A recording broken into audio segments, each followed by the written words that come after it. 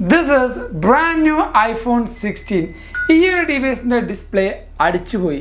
Yes, എന്നിട്ട് apple എനിക്ക് free ആയിട്ടാണ് ഈ ഒരു ഡിവൈസ് പുതിയത് റീപ്ലേസ് ചെയ്യുന്നത്. അതും നിങ്ങൾക്ക് ₹1 പോലും ചിലവില്ലാതെ, എനിക്ക് ₹1 പോലും ചിലവില്ലാതെ എനിക്ക് മാറിക്കിട്ടി. എങ്ങനെയെന്നല്ലേ, ഇതിന് ഒരു സ്റ്റെപ്പ് ബൈ സ്റ്റെപ്പ് ആയിട്ടുള്ള ഗൈഡൻസും റെഫറൻസും എല്ലാം ഞാൻ ഈ ഒരു വീഡിയോയിൽ കംപ്ലീറ്റ് ആയിട്ട് പറയുന്നുണ്ട്. നിങ്ങൾക്ക് ആപ്പിൾ കെയർ പ്ലസോ പ്രൊട്ടക്ഷൻ പ്ലസോ ഇല്ലെങ്കിൽ പോലും ഈ പറയുന്ന ഫുൾ പ്രൊസീജിയർ നിങ്ങൾ കംപ്ലീറ്റ് ചെയ്യുകയാണെങ്കിൽ റീപ്ലേസ്മെൻറ്റോ അല്ലെങ്കിൽ ഈ പറയുന്ന റിപ്പയറോ ആപ്പിൾ നിങ്ങൾക്ക് ചെയ്തു തരുന്നതായിരിക്കും. പക്ഷേ ചില ടേംസ് ആൻഡ് കണ്ടീഷൻസ് എപ്പോഴും അപ്ലൈ ചെയ്യേണ്ടി വരും. അത് നിങ്ങൾ ഓർത്ത് വെക്കുക. സോ ഈ ഒരു വീഡിയോയിൽ നിങ്ങൾ ഫുള്ളായിട്ട് കാണുക. അടിപൊളിയായ കാര്യങ്ങളാണ് നിങ്ങൾ അറിയാൻ പോകുന്നത്. നിങ്ങൾ ഐഫോൺ യൂസർ ആണെങ്കിൽ എന്തായാലും കംപ്ലീറ്റ് അറിഞ്ഞിരിക്കണം. അതേപോലെ ഈ ഒരു വീഡിയോ എല്ലാ കൂട്ടർക്കും ഷെയർ ചെയ്യുക. This is Xavier from eywkaa. ഒന്നാമത്തെ കാര്യം, എന്തായിരുന്നു എൻ്റെ ഫോണിൻ്റെ കംപ്ലൈൻറ്റ്? അതാണ് ഏറ്റവും ആദ്യം നമ്മൾ ചെക്ക് ചെയ്യേണ്ടത്. Diagnose your device. എനിക്ക് ഈ ഒരു ഡിവൈസിൽ വന്ന് ഡിസ്പ്ലേന് ഫ്ലിക്കറിങ് ചെയ്യുന്ന ഒരു ഇഷ്യൂ ആയിരുന്നു. കാരണം ഈ പറയുന്ന പച്ചയോ മഞ്ഞയോ ഒന്നും ആയിരുന്നില്ല എൻ്റെ ഡിവൈസിൽ വന്ന ഫ്ലിക്കറിങ് ഇഷ്യൂ. പർപ്പിൾ കളറിലായിരുന്നു എൻ്റെ ഫോണിൻ്റെ ഡിസ്പ്ലേ മിന്നിക്കൊണ്ടിരുന്നത്.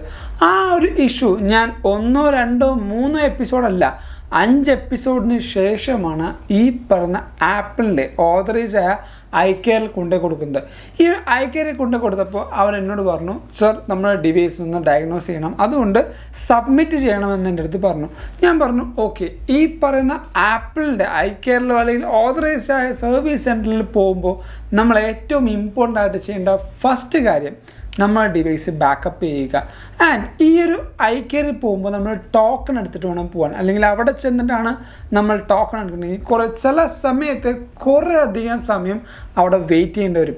സോ iCareൽ എങ്ങനെ, അല്ലെങ്കിൽ ഈ പറഞ്ഞ ഓതറൈസ് സർവീസ് സെൻറ്ററിൽ എങ്ങനെയാണ് ഒരു ക്ലിയർ ആയിട്ടുള്ള ടോക്കൺ എടുക്കണമെന്ന് ഞാൻ പറഞ്ഞുതരാം. നമുക്ക് iCareൽ സ്ലോട്ട് എടുക്കാൻ വേണ്ട ആപ്ലിക്കേഷൻ ഈ പറഞ്ഞ ആപ്പിളിൻ്റെ സപ്പോർട്ട് എന്ന ഫ്രീ സോഫ്റ്റ്വെയർ ആണ്. അതെടുക്കുമ്പോൾ നമുക്ക് ഇങ്ങനത്തെ ഒരു ഇൻ്റർഫേസ് ആയിരിക്കും വരുന്നത്. എൻ്റെ എല്ലാ ഡിവൈസും ഇവിടെ ലിസ്റ്റ് ചെയ്തിട്ടുണ്ട്. അതേപോലെ ബാക്കി എല്ലാ ഡീറ്റെയിൽസും ഇവിടെ കൊടുത്തിട്ടുണ്ട്. ഇവിടെ തൊട്ട് താഴത്ത് സപ്പോർട്ട് ലൊക്കേഷൻ ആക്ടിവിറ്റി എന്നുള്ള പേര് കൊടുത്തിട്ടുണ്ട്. ഇവിടെ ലൊക്കേഷൻ സെലക്ട് ചെയ്യാം. ഷോ ലിസ്റ്റ് എന്ന് പറഞ്ഞാൽ ക്ലിക്ക് ചെയ്യുമ്പോൾ നമുക്ക് നമ്മുടെ നിയർ ബൈ ആയിട്ടുള്ള എല്ലാ ഓതറൈസ് സർവീസ് സെൻറ്ററും അതേപോലെ ഒഫീഷ്യൽ സർവീസ് ഉണ്ടെങ്കിൽ അതും ഇവിടെ കാണിക്കുന്നതാണ്. എൻ്റെ നിയർ ബൈ ആയിട്ടുള്ളത് ഈ പറഞ്ഞ iCare ആപ്പിൾ ടെക്നോളജീസ് ആണ്. ഇത് എൻ്റെ വീടിന് വരുന്നത് കുറച്ച് ദൂരം മാത്രമേ ഉള്ളൂ. ഞാൻ അത് ക്ലിക്ക് ചെയ്തു. ഇപ്പോൾ നിങ്ങൾക്ക് നോക്കുമ്പോൾ മനസ്സിലാവും ആ ഒരു ഫുൾ ഡീറ്റെയിൽസ് ഇവിടെ വന്നിട്ടുണ്ട്. Schedule option, website option, phone number, അതേപോലെ വെബ്സൈറ്റ് ആൻഡ് നമുക്ക് എത്ര മണി തൊട്ട് എത്ര മണി വരെയാണ് സ്റ്റോർ ഓപ്പൺ ആവുന്നത്, എല്ലാ ഡീറ്റെയിൽസും ഇവിടെ കൊടുത്തിട്ടുണ്ട്. ഡിവൈസ് സർവീസ് ചെയ്യുന്ന എന്തൊക്കെയാണ്, അങ്ങനെ എല്ലാം ഈച്ച് ആൻഡ് എവറിത്തിങ് നമുക്കിവിടെ ലിസ്റ്റ് ചെയ്തിട്ടുണ്ട്. ഇവിടെ സ്കെഡ്യൂൾ എന്ന ഓപ്ഷൻ എടുക്കാം. ഇവിടെ ക്ലിക്ക് ചെയ്യുമ്പോൾ നിങ്ങളുടെ ഫോൺ അല്ലെങ്കിൽ നിങ്ങളുടെ ആപ്പിൾ ID ആയിട്ട് സിങ്ക് ചെയ്തിരിക്കുന്ന എല്ലാ ഡിവൈസും ഇവിടെ കൊടുത്തിട്ടുണ്ട്. ഇവിടെ ഞാൻ iPhone 16 സെലക്ട് ചെയ്യുന്നുണ്ട്. ഇവിടെ നിങ്ങൾക്ക് നോക്കുമ്പോൾ മനസ്സിലാവും എന്താണ് പ്രശ്നം എന്നുള്ള അറിയാനുള്ള കുറേയധികം ഓപ്ഷൻസ് ഇവിടെ കൊടുക്കുന്നുണ്ട്. Battery service, cracked display, battery performance, device frozen, അങ്ങനെ കുറേയധികം ഓപ്ഷൻസ് ഉണ്ട്. ഇതിൽ ഇല്ലാത്ത എന്തെങ്കിലും പ്രശ്നങ്ങളാണെങ്കിൽ ഇവിടെ നിങ്ങൾക്ക് ടൈപ്പ് ചെയ്ത് കൊടുക്കാനും ഓപ്ഷൻ കൊടുക്കുന്നുണ്ട്. ഇവിടെ ഞാൻ ഈ പറഞ്ഞ screen or display quality select ചെയ്തു. അതിനുശേഷം ഫൈൻഡിങ് യുവർ ബെസ്റ്റ് ഓപ്ഷൻ എന്ന് കാണിക്കുന്നുണ്ട്. ഇങ്ങനെ വരുമ്പോൾ നമ്മൾക്ക് കിട്ടുന്ന ആ ഒരു ടോക്കൺ നമ്പറും ബാക്കി കാര്യങ്ങളും നമുക്ക് ഓട്ടോമാറ്റിക്കലി ഇതിൽ തന്നെ നമുക്ക് സെലക്ട് ചെയ്യാൻ പറ്റും. ഇവിടെ നിങ്ങൾക്ക് നോക്കുമ്പോൾ മനസ്സിലാവും അവൈലബിൾ ആയിട്ടുള്ളത് ഇന്ന് 3 മണിക്ക് ഒരു സ്ലോട്ട് അവൈലബിൾ ആണ്. സോ നിങ്ങൾക്കത് വേണമെങ്കിൽ ഇവിടെ കൺഫേം ചെയ്ത് കറക്റ്റ് 3 മണിക്ക് അവിടെ ചെല്ലാം. അല്ല, നിങ്ങൾക്ക് ഈസി ആയിട്ട് ഫിസിക്കൽ സ്റ്റോറിൽ ചെന്നെങ്കിലും ഈ ടോക്കൺ എടുക്കാം. പക്ഷേ അവിടെ കുറച്ച് സമയത്ത് വെയിറ്റിംഗ് ആയുള്ള പീരീഡ് നിങ്ങൾക്കുണ്ടാവും. സോ നമ്മൾ ഈ ടോക്കണൊക്കെ എടുത്ത് ഡിവൈസ് സബ്മിറ്റ് ചെയ്യാൻ പോകുമ്പോൾ നമ്മുടെ ഫൈൻഡ് മൈ അവർ ഓഫ് ചെയ്യാൻ പറയും. അതേപോലെ ഡിവൈസ് ബാക്കപ്പ് എല്ലാം ചോദിക്കും. ടേംസ് ആൻഡ് കണ്ടീഷൻസ് നമ്മൾ അപ്ലൈ ചെയ്ത് കൊടുക്കണം അല്ലെങ്കിൽ എഗ്രി ചെയ്ത് കൊടുക്കണം. അതിനുശേഷം ഞാൻ എൻ്റെ ഡിവൈസ് അവിടെ സബ്മിറ്റ് ചെയ്തു. ഓൾമോസ്റ്റ് ഒരു 2 ദിവസത്തിന് ശേഷമാണ് എന്നെ അവിടെ നിന്ന് വിളിക്കുന്നത്. സർ നമ്മുടെ ഫോൺ റെഡി ആയിട്ടുണ്ട്, വന്ന് കളക്ട് ചെയ്തോളാൻ പറഞ്ഞു. ഞാൻ അവിടെ ചെന്ന് ചോദിച്ചപ്പോൾ ഞാൻ അവിടെ ഉണ്ടായ ആപ്പിളിൻ്റെ ഓതറൈസ് സർവീസ് സെൻറ്ററിലുണ്ടായ ആ വ്യക്തിയോട് സംസാരിച്ചു. എൻ്റെ ഫോണിന് എന്താണ് പ്രശ്നം ഉണ്ടായത്, ഡിവൈസ് എടുത്ത് ഒരു 2-3 ദിവസം കഴിയുമ്പോൾ തന്നെ ഈ ഒരു ഫ്ലിക്കറിങ് ഇഷ്യൂ ഒക്കെ എന്തുകൊണ്ടാണ് വന്നത്, ഇത് ഇന്ത്യൻ മെയ്ഡ് ആയതുകൊണ്ടാണോ എന്ന് ചോദിച്ചപ്പോൾ അവർ പറഞ്ഞു ഇന്ത്യൻ മെയ്ഡ് ആയതുകൊണ്ടൊന്നുമല്ല, ചില സമയത്ത് ഇങ്ങനെ ഡിസ്പ്ലേക്കൊക്കെ അല്ലെങ്കിൽ എന്തെങ്കിലും സോഫ്റ്റ്വെയറുമായിട്ടുള്ള ബഗ്ഗുകളൊക്കെ ഉണ്ടെങ്കിൽ ഈ ഒരു ഡിസ്പ്ലേ ഫ്ലിക്കറിങ് ഇഷ്യൂ അല്ലെങ്കിൽ ഈ ഒരു ഇഷ്യൂ കാണുന്നുണ്ട് എന്ന് പറഞ്ഞു. അപ്പോൾ ഞാൻ അവരോട് ചോദിച്ചു ഇനി ഈ ഒരു ഫ്ലിക്കറിങ് ഇഷ്യൂ പിന്നെയും വരുമോ എന്ന് ചോദിച്ചപ്പോൾ അവർ ക്ലിയർ ആയിട്ട് പറഞ്ഞു ഇനി വരില്ല. ആപ്പിൾ കോൺഫിഗറേഷൻ എന്ന് പറഞ്ഞ ഒരു മെത്തേഡിലൂടെയാണ് അവർ പുതിയ ആപ്പിളിൻ്റെ ഈ ഒരു സോഫ്റ്റ്വെയർ ഇൻസ്റ്റാൾ ചെയ്യുന്ന എൻ്റെ അടുത്ത് പറഞ്ഞു. ഈ ഒരു അപ്ഡേറ്റിന് ശേഷം ഞാനപ്പോൾ ആസ് എ യൂട്യൂബർ അല്ലെങ്കിൽ ആസ് എ കോണ്ടന്റ് ക്രിയേറ്റർ ഞാൻ അവരോട് ചോദിക്കണം എനിക്കും ഈ പറഞ്ഞ ആപ്പിളിൻ്റെ കോൺഫിഗറേഷൻ വഴി അപ്ഡേറ്റ് ചെയ്യാൻ വേണ്ടി വെച്ചു. അപ്പോൾ അവർ പറഞ്ഞു ഇല്ല പറ്റില്ല, അത് ഈ പറഞ്ഞ സർവീസ് പ്രൊവൈഡേഴ്സിന് മാത്രം അല്ലെങ്കിൽ കുറച്ച് സെലക്റ്റഡ് ആയ പ്രൊവൈഡേഴ്സിന് മാത്രമാണ് ആപ്പിൾ കോൺഫിഗറേഷൻ വഴി ഈ പറഞ്ഞ അപ്ഡേഷൻ ചെയ്യാൻ പറ്റുള്ളൂ. ഞാൻ പറഞ്ഞു ഓക്കെ കുഴപ്പമില്ല, എനിക്ക് ഡിവൈസ് കിട്ടി. അപ്പോൾ ഞാൻ കരുതി എല്ലാം കഴിഞ്ഞെന്ന് ചോദിച്ചു.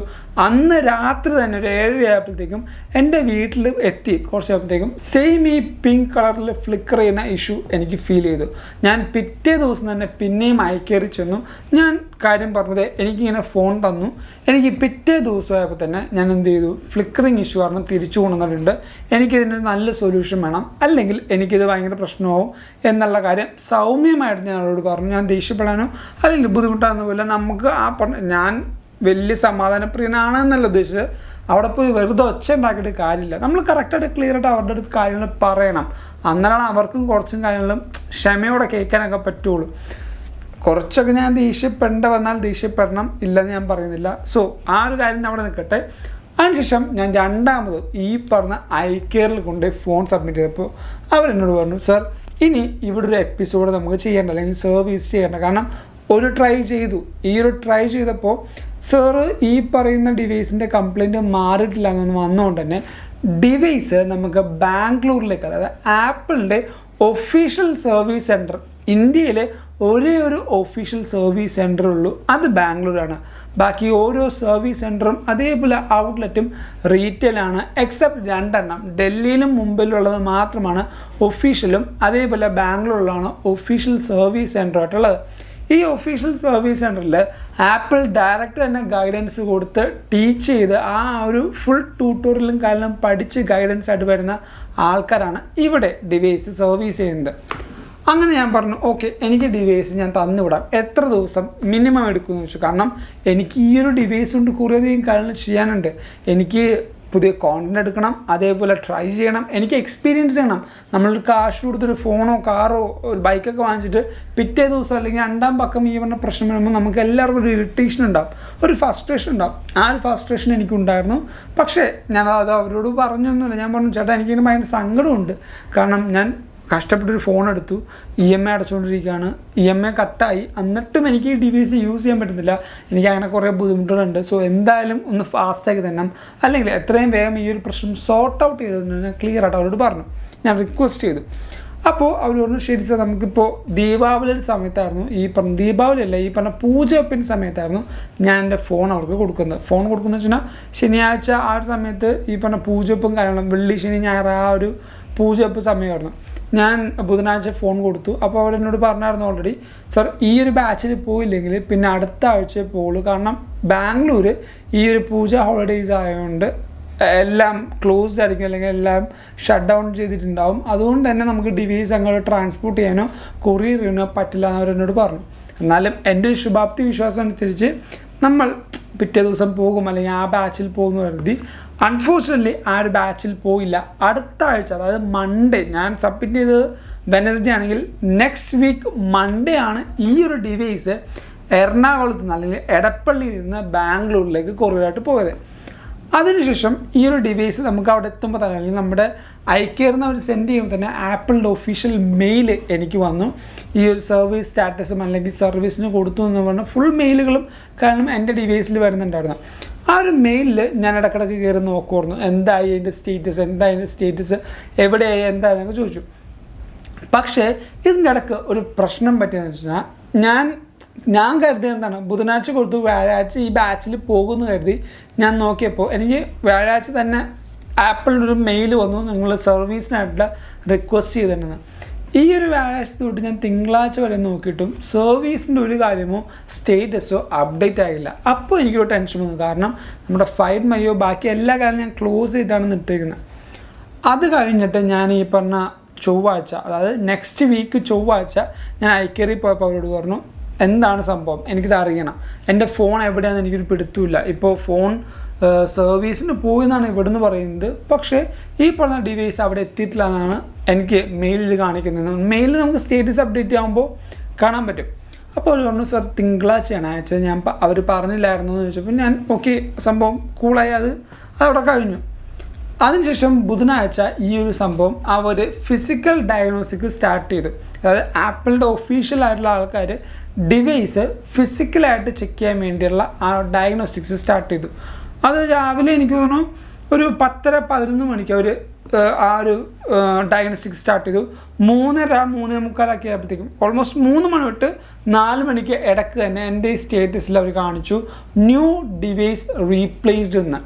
കാരണം ആ ഒരു കുറച്ച് സമയത്തിനുള്ളിൽ തന്നെ ആപ്പിൾ മനസ്സിലാക്കി എന്തോ ഇഷ്യൂ ഉണ്ടെന്ന്. അതുകൊണ്ട് തന്നെ എനിക്ക് റിപ്പയറോ ബാക്കി ഒരു കാര്യങ്ങളോ ചെയ്യാതെ പുതിയ ഡിവൈസ്, മേ ബി ഇതൊരു പുതിയ ഫോൺ ആയതുകൊണ്ട് തന്നെ പാർട്സുകളും ബാക്കി കാര്യങ്ങളും അവിടെ നിന്ന് വരുന്നുണ്ടാവുള്ളൂ, അമേരിക്കയിൽ നിന്നോ അല്ലെങ്കിൽ അവിടെ നിന്ന് വരുന്നുണ്ടാവുള്ളൂ.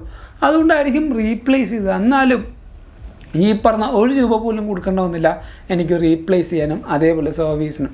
ഞാൻ കുറച്ചെൻ്റെ സമയം മാത്രമാണ് അവിടെ സ്പെൻഡ് ചെയ്തത്. കാരണം എനിക്ക് ഈ ഡേയ്സ് പൂജ ഹോളിഡേയ്സ് ഉണ്ടായതുകൊണ്ട് മാത്രമാണ് കുറച്ച് ഞാൻ ഡിലേയ്സും വന്നത്.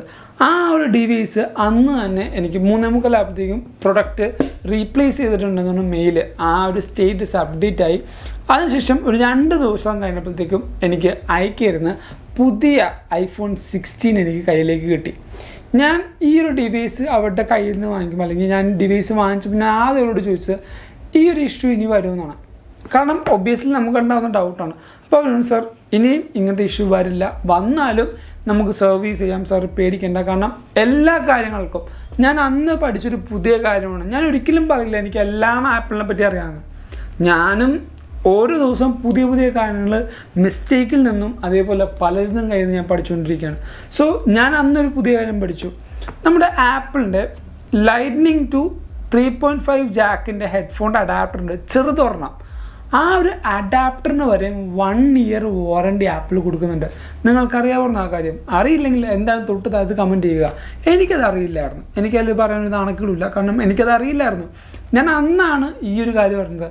ആപ്പിളിൻ്റെ charging cable, magic mouse, track pad, എന്ത് സാധനങ്ങളും ആപ്പിളിൻ്റെ കയ്യിൽ നിങ്ങൾ എന്ത് ചെറിയൊരു കടുക് മണിയോളം വലിപ്പമുള്ളൊരു സാധനം വാങ്ങിച്ചോ അതിന് നിങ്ങൾക്ക് 1 കൊല്ലം വാറണ്ടി ഉണ്ട്.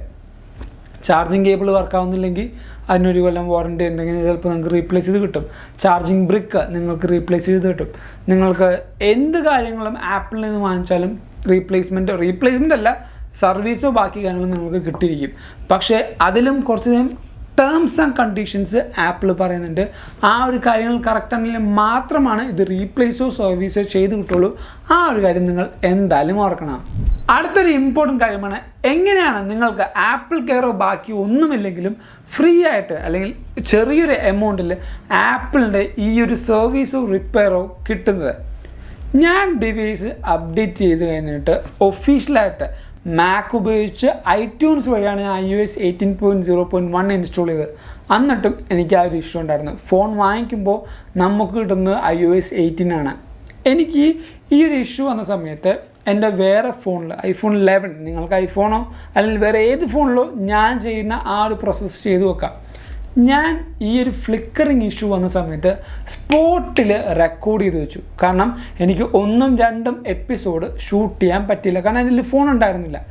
ആ ഒരു എപ്പിസോഡ് 3ാമത്തെ എപ്പിസോഡ് മുതൽ ഞാൻ എപ്പോൾ ഫ്ലിക്കർ ചെയ്യുന്നോ എൻ്റെ അടുത്ത് ഫോൺ ഉണ്ടെങ്കിൽ സ്പോട്ടിൽ ഞാൻ റെക്കോർഡ് ചെയ്യുമായിരുന്നു. ആ ഒരു എവിഡൻസ് ആണ് എനിക്ക് ആപ്പിളിന് സെൻഡ് ചെയ്ത് കൊടുക്കാൻ പറ്റിയത്. ഇതേപോലെ നിങ്ങൾക്ക് ക്ലിയർ കട്ട് ഒരു എവിഡൻസോ പ്രൂഫോ ഉണ്ടെങ്കിൽ അത് ആപ്പിളിന് ഷെയർ ചെയ്യാൻ പറ്റും. ഞാൻ ചെയ്ത മെത്തേഡ് എനിക്ക് പ്രൂവൺ ആയിരുന്നു. എനിക്ക് ഈസി ആയിട്ട് ആ ഒരു കാര്യം അപ്പീൽ ചെയ്യാൻ പറ്റിയായിരുന്നു. നിങ്ങൾക്ക് ഈ ഒരു ഫ്ലിക്കറിങ് ഇഷ്യൂ ഇപ്പോൾ എനിക്കുണ്ടായത് എന്താ വെച്ചാൽ എപ്പോഴും ഫ്ലിക്കർ ചെയ്യില്ല. ചില സമയത്ത് ഈ ഒരു ഡിവൈസ് ഇങ്ങനെ മിന്നും. നിങ്ങൾ കണ്ടിട്ടുണ്ടാവും, എൻ്റെ വീഡിയോയിൽ ഞാൻ ഇടയ്ക്ക് ഇട്ടിട്ടുണ്ടായിരുന്നു, ഇങ്ങനെ മിന്നും. ഈ ഒരു മിന്നൽ എപ്പോഴും ഇല്ല. ഞാൻ iCareൽ പോയി ചോദിച്ചു, അതേപോലെ ഇമാജിനിൽ പോയി ചോദിച്ചപ്പോൾ നമ്മുടെ സുഹൃത്ത് പറഞ്ഞത് iPhone 16 സീരീസ് എടുത്ത ആർക്കും ഈ ഒരു ഇഷ്യൂ ഇല്ല എന്നാണ്. സോ ആരോട് പറഞ്ഞാലും അവർ വിശ്വസിക്കില്ല. കാരണം ഒരു പച്ച കളറിലോ അല്ലെങ്കിൽ ഒരു മഞ്ഞ കളറിലോ ഒരു ഫുൾ ഡിസ്പ്ലേ അല്ല അടിച്ചു പോകുന്നത്, ഫ്ലിക്കറിങ് ഇഷ്യൂ ആയിരുന്നു. ഒരാളും ആപ്പിളിൻ്റെ iCare പോയപ്പോൾ പോലും അവർ പറഞ്ഞു സാർ ഇത് സോഫ്റ്റ്വെയർ അപ്ഗ്രേഡ് ചെയ്തു, ഞാൻ പറഞ്ഞ ആപ്പിൾ കോൺഫിഗറേഷൻ വരെ അപ്ഡേറ്റ് ചെയ്തു, എന്നിട്ടും ഇത് മാറും അല്ലെങ്കിൽ മാറിയില്ലെങ്കിൽ എന്താണെന്നറിയില്ല എന്നവർ പറഞ്ഞു. ആരും വിശ്വസിക്കില്ല. പക്ഷേ എൻ്റെ അടുത്ത് പ്രൂഫ് ഉണ്ടായിരുന്നു. അതുകൊണ്ട് തന്നെയാണ് ഞാൻ പറയുന്നത്, നിങ്ങളും അപ്ഡേറ്റ് ചെയ്യുന്ന തൊട്ട് മുമ്പ് ഡിവൈസ് കംപ്ലീറ്റ് ആയിട്ടൊരു വീഡിയോ എടുത്ത് വെക്കുക. അതേപോലെ സ്ക്രീനിൽ സ്ക്രാച്ചസോ ബാക്കിൽ ഡെൻറ്റോ ബെൻഡോ എന്തെങ്കിലും ഇഷ്യൂസ് ഉണ്ടെങ്കിൽ അതെല്ലാം കറക്റ്റായിട്ട് എടുത്ത് വെക്കുക. ഇഷ്യൂസ് മാക്സിമം വരുത്താതിരിക്കാൻ നോക്കുക. അങ്ങനെ ഉണ്ടെങ്കിൽ നിങ്ങൾക്ക് ആപ്പിളിൻ്റെ അടുത്ത് എന്തെങ്കിലും പ്രശ്നം ഈ പറഞ്ഞ സോഫ്റ്റ്വെയർ വഴി വരികയാണെങ്കിൽ അപ്പീൽ ചെയ്യാൻ പറ്റും. അങ്ങനെ നിങ്ങൾക്ക് ക്ലിയർ ആയിട്ടുള്ള പ്രൂഫും ബാക്കി കാണുകയാണെങ്കിൽ നിങ്ങൾക്ക് പറയാം എൻ്റെ ഫോണിൽ ഒരു പ്രശ്നം ഉണ്ടായില്ല, സോഫ്റ്റ്വെയർ അപ്ഡേഷൻ ചെയ്തതിന് ശേഷമാണ് ഡിസ്പ്ലേ അടിച്ചു പോയത്. അല്ലെങ്കിൽ അവരൊരു ബിസിനസ് ചെയ്യുന്നൊരു സ്ഥാപനമാണ് ആപ്പിൾ എന്ന് പറയുന്നത്. അവർക്ക് എപ്പോഴും അവരുടെ പ്രോഫിറ്റ് നോക്കണം. അതുകൊണ്ട് തന്നെ ഈ പറഞ്ഞ ഡിസ്പ്ലേ ഇഷ്യൂ നിങ്ങളുടെ ഫോൺ വീണുകൊണ്ടോ ഇവിടെ ചെറിയ ബെൻഡ് വന്നുകൊണ്ടോ ഇവിടെ ചെറിയ ഡെൻറ്റ് വന്നുകൊണ്ടോ എന്നൊക്കെ ആപ്പിൾ പറഞ്ഞ് ചിലപ്പോൾ അത് എന്താ പറയുക ഡിക്ലെയർ ചെയ്യാൻ നോക്കാം. ആ ഒരു ഇഷ്യൂ അല്ലെങ്കിൽ അങ്ങനെ ഒരു ചെറിയൊരു പ്രശ്നം വരാതിരിക്കാൻ വേണ്ടിയാണ് ഞാൻ റെക്കോർഡ് ചെയ്ത് വെക്കുക എന്ന് പറയുന്നത്. എനിക്കത് ആ ഒരു എൻ്റെ യൂസ് കേസിൽ ഫീസിബിളായിട്ട് ഫീൽ ചെയ്തു. നിങ്ങൾക്കും അതേപോലെ യൂസ് ചെയ്യാൻ പറ്റും. അതേപോലെ നിങ്ങൾക്കും ആ ഒരു പ്രശ്നങ്ങൾ വരുമ്പോൾ സോർട്ട് ഔട്ട് ചെയ്യാൻ കുറച്ചുകൂടെ എളുപ്പമായിരിക്കും ഈ ഒരു വീഡിയോ പ്രൂഫ് എന്ന് പറയുന്നത്. സോ ഈ ഒരു വീഡിയോയിൽ നിങ്ങൾക്ക് ക്ലിയർ കട്ടായിട്ട് എൻ്റെ ഐഫോൺ അടിച്ചു പോയപ്പോൾ എന്താണ് ചെയ്തത്, അതിനുണ്ടായ റിസോൾവ് അല്ലെങ്കിൽ എനിക്ക് കിട്ടിയ റെസൊല്യൂഷൻ എന്താണെന്നെല്ലാം ഞാൻ ക്ലിയർ ആയിട്ട് പറഞ്ഞിട്ടുണ്ട്. നിങ്ങളും ഇതേപോലെ ഒരു ഐഫോണോ ഐപാഡോ എന്തെടുത്താലും 1 ഇയർ വാറണ്ടി ആപ്പിൾ തരുന്നുണ്ട്. അത് തെഫ്റ്റിനും അതേപോലെ വാട്ടർ ഡാമേജിനും ഒന്നുമാണ് ആപ്പിൾ തരാത്തത്. നിങ്ങൾക്ക് ഈ പറഞ്ഞ ഫോൺ മുക്കിയിടുക അതേപോലത്തെ എന്തെങ്കിലും കാര്യങ്ങളൊക്കെ ചെയ്യുകയാണെങ്കിൽ ആപ്പിൾ ഒരിക്കലും അതിന് അഷുറൻസോ അല്ലെങ്കിൽ ഈ പറഞ്ഞ റീപ്ലേസ്മെൻറ്റോ സർവീസോ ആപ്പിൾ തരില്ല. ഞാൻ ഒന്നുകൂടെ പറയാം, ചില terms and conditions always apple പറയുന്നുണ്ട്. അത് ട്രീറ്റ് ചെയ്താൽ അല്ലെങ്കിൽ അത് ഫുൾഫിൽ ചെയ്താൽ മാത്രമാണ് ഈ പറഞ്ഞ കാര്യങ്ങളെല്ലാം നിങ്ങൾക്ക് ലഭിക്കുകയുള്ളൂ. ഞാൻ പറഞ്ഞു എന്ന് വെച്ചുകൊണ്ട് എല്ലാ സ്ഥലത്തും എല്ലാ സർവീസും ഫ്രീ ആണ് എന്ന് ഞാൻ പറയില്ല. ഞാൻ പറഞ്ഞത് തുടക്കവും ഇപ്പോഴും പറയാം, ചില terms and conditions is always valid. ആ ഒരു കാര്യം നിങ്ങൾ എല്ലാവരും നോക്കുക. ഈ ഒരു വീഡിയോ നിങ്ങൾക്ക് എന്തായാലും ഇഷ്ടപ്പെട്ടു, അതേപോലെ ഹെൽപ്ഫുൾ എന്ന് കരുതുന്നു. അതുകൊണ്ട് ഈ വീഡിയോ ഇപ്പോൾ തന്നെ ലൈക്ക് ചെയ്യുക, എല്ലാ കൂട്ടുകാർക്കും ഈ ഒരു വീഡിയോ ഷെയർ കൊടുക്കുക. എൻ്റെ എക്സ്പീരിയൻസ് നിങ്ങളായിട്ട് ഷെയർ ചെയ്തപ്പോൾ എനിക്കും ഈ ഒരു കാര്യം കുറച്ചും കൂടെ കുറേ കൂട്ടുകാർക്ക് ഹെൽപ്ഫുൾ ആവും എന്ന് കരുതുന്നുണ്ട്. അതിന് നിങ്ങളുടെ ഹെൽപ്പ് വേണം. അതുകൊണ്ട് തന്നെ ഈ ഒരു വീഡിയോ എല്ലാ കൂട്ടുകാർക്കും ഷെയർ ചെയ്ത് കൊടുക്കുക. ഇതേപോലെ പുതിയ പുതിയ കാര്യം അറിയാട്ടെ നമ്മുടെ ചാനൽ സബ്സ്ക്രൈബ് ചെയ്യുക. ഇൻസ്റ്റാഗ്രാമിൽ കൂടെയും ഫേസ്ബുക്കിൽ കൂടെയും നമ്മളെ ഫോളോ ചെയ്യാം. ലിങ്ക് നമ്മുടെ ഡിസ്ക്രിപ്ഷൻ ബോക്സിൽ കൊടുക്കുന്നുണ്ട്. And thank you so much for watching the video.